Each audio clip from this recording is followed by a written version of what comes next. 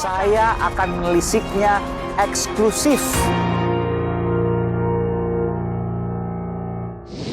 Saudara, untuk melihat apa yang mungkin terjadi ke depan dan apa yang seharusnya dilakukan, saya mewawancarai peneliti kebijakan publik, Bung Agus Pambagio. Bung Agus, undang-undang IKN udah jadi. Presiden kemah tepat di Istana Negara yang nanti akan dibangun di sana, Gedung Garuda. Jadi 2024 pindah.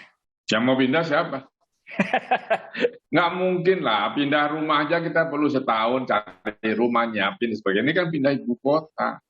Ini orang banyak. Yang belum dilakukan, saya sudah ingatkan Pak Menteri PUPR, adalah studi sosial antropologinya. Kalau gini loh, kalau studi hidrologi, studi sipil, itu bisa, gampang dengan teknologi. Tapi studi yang berhubungan dengan manusia. Nanti akan datang banyak sekali tukang dari Pulau Jawa, dari mana-mana ke situ. Yang sudah tidak ketemu istrinya berapa hari, berapa bulan, itu nanti akan berbaur di situ dengan warga setempat yang punya budaya sendiri. Itu mengerikan menurut saya. Ya kan, kita mindahin orang waduk untuk bikin waduk aja ributnya setengah mati. Ini memindahkan ribuan orang ke situ, terus berbaur dengan masyarakat setempat. Apakah bisa? Saya diskusi banyak dengan teman-teman ahli antropologi. Tidak mudah kesimpulan saya. Dan itu yang harus ditangani pemerintah terlebih dahulu. Belum lagi soal tanah. Tanah sana ukurannya kan adat. Beda. Apalagi sekarang sudah dikapling-kapling. Nah, itu konfliknya tinggi. Ya, jadi harus hati-hati. Pindah saya setuju. Saya sudah bikin petisi segala kan, berempat, saya, Faisal Basri, dan Azumardi Azra. Bukan tidak setuju, tapi tolong disiapkan dengan baik. Nah, kalaupun bisa dilaksanakan dengan paksa 2 tahun, itu nanti biaya untuk membereskannya ketika konstruksi itu nggak bagus, karena buru-buru, sistem dengan lingkungannya nggak bagus, itu nanti biayanya akan sangat mahal.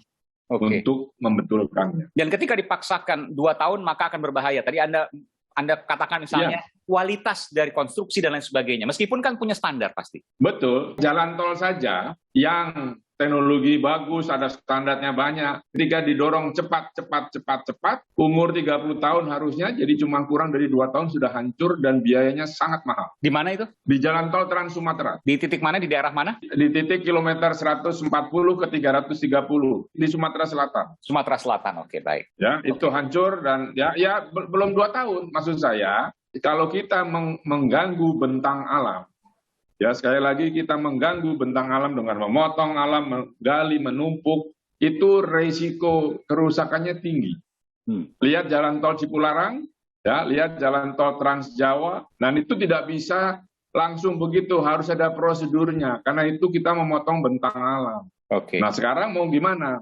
2 tahun, mungkin jadi, tapi nanti jangan tanya kalau ada hal-hal yang false construction-nya besar. Jadi hitungan Anda yang paling realistis adalah 5 tahun, artinya 2027. Ya paling cepat lah 5 tahun, itu tergantung temuan-temuan di lapangan kan harus diukur hidrologinya. Itu airnya aja kan belum ada. Termasuk aspek sosiologi. Bikin airnya dan sosiologi antropologinya harus jelas. Itu masyarakat di sana sudah bertahun-tahun di sana dan cara melihat sesuatu kepemilikan itu berbeda. Terus dicampur dengan cara modern, tidak mudah. Jadi optimismenya adalah optimisme 5 tahun, bukan optimisme 2 tahun. Dan bukan menolak, hanya harus berhati-hati karena bisa berbahaya di hari ke depan. Itu yang Anda katakan. Hati-hati. Please, tolong Pak Presiden, jangan cepat-cepat apapun alasannya. Terakhir, Mas Agus, soal investor yang mundur, SoftBank. Apa yang bisa Anda katakan dari sini? Begini loh, sering kan kita bilang, oh kita sudah dapat investasi dari komitmen dari asing. Kan itu masih MOU. Kalau MOU mah itu kayak kita mau nikah pacaran aja, nggak boleh bubar ya bubar. MOU, dan itu sering dipahami tidak saja oleh masyarakat, tapi pengambil keputusan sebagai sesuatu yang sudah pasti. Jadi SoftBank pergi itu buat saya biasa itu. Tapi bakal ada yang datang atau sulit? Ya bakal ada yang datang, tapi kan kita punya krisis minyak goreng, krisis daging, ini mau pemilu loh. Pemilu pilkada itu biasanya masalah impor komoditi itu menjadi biaya untuk pemilu. Maksudnya biaya untuk pemilu ininya, fee, komisi, dan lain sebagainya? Biaya politik lah. Biaya politik di Indonesia ini kan sangat mahal. Maksudnya dibiarkan sengaja untuk impor begitu karena ada komisi di situ? Iyalah. Anda pura-pura nanya lagi, udah tahu. Bukan, ini biar jelas kan Bung Agus yang mengatakan itu. Jadi sengaja dibiarkan Ya, impor. nggak usah saya katakan semua orang tahu kok. Terus apa kaitannya Ya kan? Nggak usah itu. fee politik tadi dengan pembangunan IKN? Ya kan Anda tadi tanya biayanya ada nggak dari mana? Kan tidak dari APBN. Terus dari mana? Kita nggak tahu, belum ada yang tahu kok. Itu tanah kan ada itu kan tanahnya kelompoknya Hasim, lalu ada kelompoknya Tanoto, segala macam. Apa itu mau dilibatkan? Iya, dari yang lain Ya, agak bisa sulit dari karena yang lain, akan tersedot untuk pemilu gitu. Iyalah, Pak, kan perlu uang, makanya perlu diundur kali atau bisa 3 kali. Oke, pilpresnya. Apakah terkait tidak tentu Ya, nggak tahu ya. Maksud Apakah saya ada rencana seperti itu? Ya, maksud saya investasinya kan masih belum jelas. Mungkin sudah ada, tapi sekali lagi itu hanya MOU. Kita tahu itu pasti ada di apa. Oh, nanti kemarin itu Pak LBP dari Arab. Oh, Pangeran Arab Saudi gini-gini. Ya semuanya nggak ada yang gratis.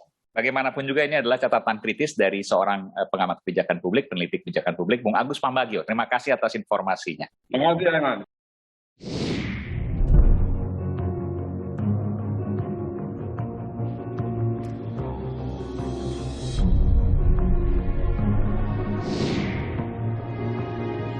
Saudara, kemah di titik nol ibu kota negara seolah menunjukkan kepastian perpindahan.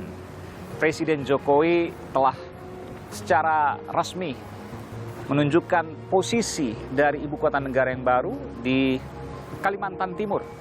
Lalu bagaimana ke depannya? Riuh pro dan kontra, mulai dari gugatan di Mahkamah Konstitusi hingga suara-suara yang kita dengar selama ini. Menarik untuk cermati bagaimana proses ini ke depan, termasuk akankah terjadi kepindahan di awal pada tahun 2024 dan nanti sepenuhnya pada 2045. Saya Aiman Caksono.